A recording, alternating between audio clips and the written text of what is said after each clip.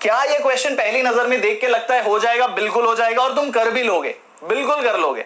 देख के समझ में आ रहा है यूनिफॉर्म सॉलिड स्फीयर है, ग्रेविटेशनल फील्ड, ग्रेविटेशनल फोर्स के बारे में बात हुई है, ग्रेविटेशन फोर्स का रेशो पूछा है, तो डेफिनेटली ग्रेविटेशन तो मेरा स्ट्रॉन्ग टॉपिक है। डेफिनेटली ऐसे क्वेश्चंस मैं कर लेता हूं, कर लेती हूं, लेकिन ये वाले क्वेश्चंस कभी कभी पैनिक भी देते हैं। मैं अगर तुम्हारी जगह होऊंगा तो इसे इजी क्वेश्चन नहीं रेट करूंगा because of the duration it might put me into. ठीक है, तो देखो भाई, Eklavya is free of cost, it's totally free of cost, the only batch on the paid platform which is free of cost and it's the topper batch. Okay, so guys चलो यहां से शुरू करते हैं। ये क्वेश्चन सबने देख लिया है अच्छे से। क्वेश्चन में पूछा गया है, जरा वो एक्सप्लेन कर देता हूं। पहले पूरा स्फीयर था जिसका मास कैपिटल M है, जिसका रेडियस कैपिटल R है, और उसके सेंटर से 3r डिस्टेंस पे एक अगर पार्टिकल रख देता हूं स्मॉल m मास का, मैं उसे स्मॉल m मास का पार्टिकल मान के नहीं करूंगा, मैं ग्रेविटेशनल फील्ड के पॉइंट ऑफ व्यू से कर रहा हूं। तो क्या लिख देता हूं, मैं लिख देता हूं F1 is a field which is Gm by 3r का square, that is 9r square. Gm1 M2 नहीं लिख रहा हूं, मैं ग्रेविटेशनल फील्ड के पॉइंट ऑफ व्यू से कर रहा हूं। यू नो दैट कि ग्रेविटेशनल फील्ड और कुछ नहीं बल्कि ग्रेविटेशनल फोर्स है। अगर यहाँ पे 1 kg का मास रखा हुआ है तो ऐसा मान लो ये फोर्स है जिसमें यहाँ 1 kg का मास रखा हुआ है। ठीक है, अब ये वाला पोर्शन तुम रिमूव करने वाले हो। When you do such questions what you do, you equate the density.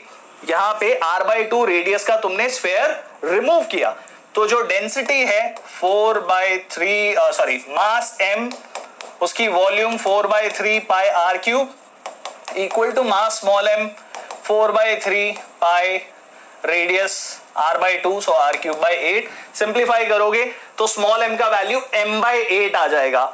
अब करना क्या है, इतनी तो कैविटी क्रिएट हो जाने वाली है, तो यहां से तुम देखो 3r में से r/2 चला गया, यू हैव 5/2 r का डिस्टेंस फ्रॉम द सेंटर। ठीक है एवरीवन, ओके कूल, या सो अब देखो मुझे चाहिए कि अब शेडेड पोर्शन में से इसको हमें निकाल दिया तो कितना फोर्स लगने वाला है। So guys for that what will you do, पहले जितना पूरा स्फीयर का फोर्स था उसमें से सो कॉल्ड जो कैविटी है उसके मास की वजह से आने वाला जो फोर्स है उसे सबट्रैक्ट कर देंगे। दैट मींस व्हाट, F1 जो फोर्स था दैट इज Gm/9r स्क्वायर, इसमें से कैविटी अगर फोर्स लगा रही होती थियोरेटिकली, नेगेटिव मास कॉन्सेप्ट, तो उसकी वजह से आने वाला फोर्स है Gm/8 डिवाइडेड बाय 5/2 का square which is 25r square by 4। तो ये भी 2 टाइम्स कैंसिल हो जाता है।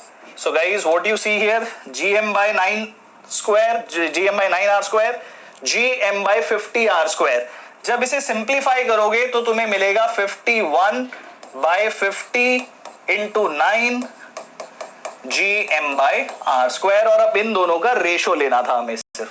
ठीक है, F1/F2, तो देखो रेशो जब लोगे तो Gm/9r स्क्वायर, Gm/9r स्क्वायर बच जाएगा। सो यू विल हैव 1/40 1/50, तो 50 ऊपर ले जाओगे, so that's why the answer will come out to be 50/41।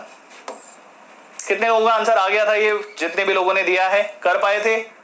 Doable question है जैसा कि मैंने बोला, लेकिन ये वाला जो पार्ट है कभी कभी यहां नर्वसनेस में गलती हो जाती है, फिर ये वाली गलती बहुत ज्यादा होने के चांस होते हैं। ठीक है, thank you Anjali Devnath, good to see you in the chat box. Okay guys, चलो ज्यादा टाइम नहीं लेंगे।